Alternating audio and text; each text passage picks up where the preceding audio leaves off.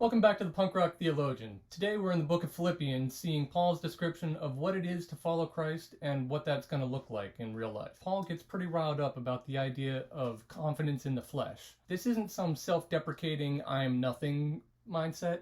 There's no way you're ever going to earn right standing through anything of your natural self. Anything of where you come from, what you do, is all so meaningless that it makes Paul cuss. In verse 2, he's saying, watch out for dogs, watch for evil workers, watch for those who practice mutilation. There he's talking about people who are trying to insist on circumcision, saying, well, you can't be actually a Christian unless you're also a Jew, and you need to be circumcised, and you need to keep the law. He's saying, stop trying to add this stuff on and bolting the law onto it, because it's not about that. It's not your performance that matters. In verse 4, he kind of turns to all this stuff that doesn't matter. I'm not just a Jew, I'm from the tribe of Benjamin, I can trace my lineage, I was a Pharisee, I was like perfect in keeping the law, I was so zealous for all this, I was like a top performer, and it's all useless. And this is where he actually cusses. It's the word skubala that shows up in verse 8.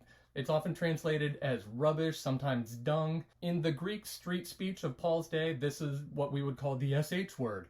Paul is saying, all of that stuff is nothing matters from any of it. All of my background, as good as my resume looks, doesn't matter to God. He's not interested in your qualification. In fact, that stuff is more likely to stand in the way because we tend to look at it and we think that we've got some reason to trust in it. It takes away from just purely putting our faith in Jesus. It's the simple faith and trust in what he did and who he is that actually matters. This is what Paul's after. Verse 10, you see him talking about wanting to be conformed to the image of Christ, joining him in his sufferings, even conformed to his death, what he just described about his old resume, and saying, useless, throw it out, put that to death, and to be conformed to Christ.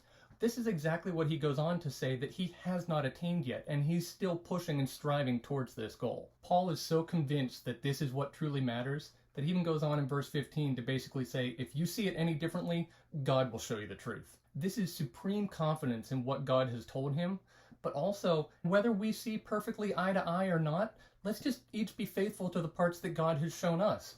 Maybe my standards look a little bit different than yours. Well, I can eat meat and you can drink wine and Paul can apparently cuss in the middle of a sermon. But we're all following the same Savior, and he is not schizophrenic.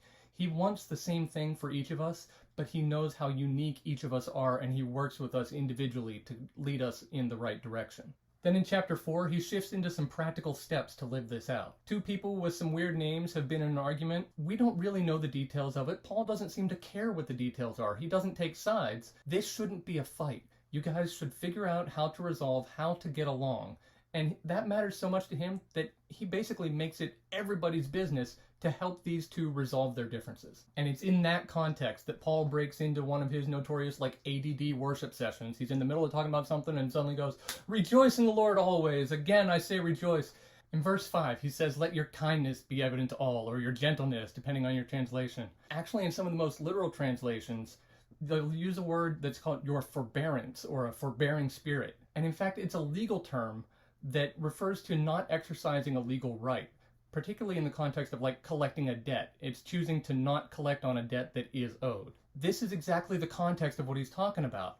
There's this conflict going on. There's these two people who are fighting, and he doesn't take sides, he doesn't care, because the point is, whichever one of you is actually in the right, who deserves to have the other person come back to them, you're the one who has the opportunity to show forbearance. You're the person who is owed a debt, and you can choose not to collect, and you can let that go. That is the mind of Christ. Back in chapter 2, verses 6 and 7 pointed out how Jesus gave up his rights to come and suffer and die for us. He refrained from exercising his own rights for our sake. This is the mind of Christ that Paul wants us to have. Our own forbearing spirit should be evident to other people. Plenty of other places in the New Testament talk about being wronged as a Christian. Plain and simple, the world is going to screw you over. The point is, what are you going to do when that happens? Are you going to cling to your rights and demand justice? It is your right. You do deserve justice. But what are you going to do if you don't get it? Jesus made it very clear that we will be forgiven in the same way that we forgive.